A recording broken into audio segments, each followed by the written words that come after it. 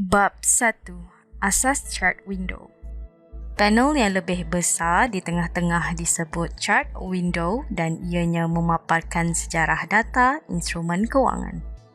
Dengan mengklik kanan pada panel bahagian ini, satu menu drop-down akan muncul dan anda akan diperlihatkan dengan beberapa pilihan untuk mengubah suai panel antara muka.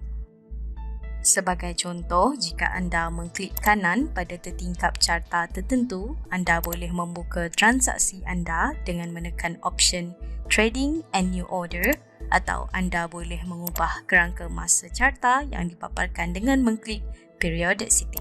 Untuk menukar perspektif, anda boleh mengezoom dekat atau mengezoom jauh daripada menu drop-down.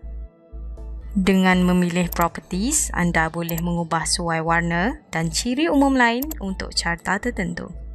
Dengan mengakses window tab, anda boleh menyusun paparan beberapa carta dalam versi mendata, menegak atau melata. Dalam sesi tutorial kami yang seterusnya, anda akan mempelajari lebih lanjut mengenai panel carta. Terima kasih kerana menonton.